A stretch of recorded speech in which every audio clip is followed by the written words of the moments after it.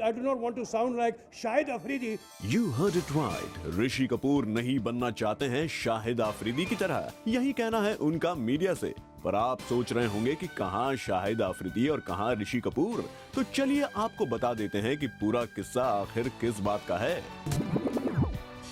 पहले तो आपसे गुजारिश है, हाथ जोड़ के मैं आपसे कहता हूं कि वही प्रश्न, वही क्वेश्चंस पूछें जिसके लिए हम आज यहाँ हाजिर और उपस्थित हैं।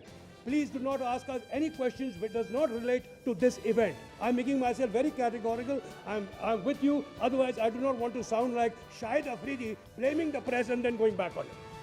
So we'll do something which is going to be in favor, and we're talking about something which we are very, very pleased to.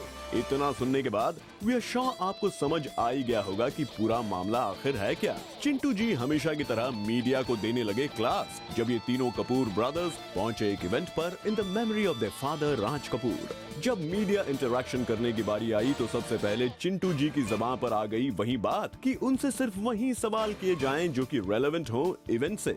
Let us ask relevant questions which is happening to this event. Thank you. यहाँ तक तो ठीक था, पर ऋषि जी अपने इस point को बयां करने के लिए आपको शाहिद आफरीदी का एग्जाम्पल देना क्या जरूरी था? एनीवेज चलिए, क्योंकि आपने इतनी कंट्रोवर्शियल स्टेटमेंट देकर हमें हिदायत दे ही दी है to stick to relevant questions. ये बताइए कि आपकी चाइल्डहुड मेमोरीज कैसी रही अपने फादर के साथ?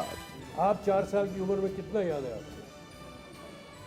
और आप प्रश्न बहुत पूछते हैं, अभी कोई और यहाँ से पूछे। लो फिर गुस्सा। ऋषि जी आपको क्या मीडिया से कोई प्रॉब्लम है? अब तो हमने रेलेवेंट सवाल ही करा था। छोड़िए, हम रणधीर कपूर से ही जान लेते हैं something about the RK banner. चलिए रणधीर जी ये बताइए कि आरके फिल्म्स ने इतने वक्त से कोई फिल्म क्यों नहीं बनाई है? बनाएंगे, वो भी बनाएंगे। They are also proud of their grandfather.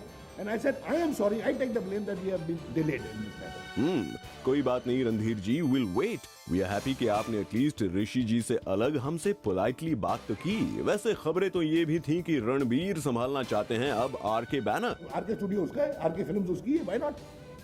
वो जो चाहे करेगा। ओ, लगता है रणधीर जी का भी पारा चढ़ रहा है धीरे धीरे। तभी तो देखिए, रणबीर की बात से जब मेरा नाम जोकर के फ्लॉप होने की बात छिड़ गई तो एक्साइटमेंट से लाल हो गए रणधीर कपूर।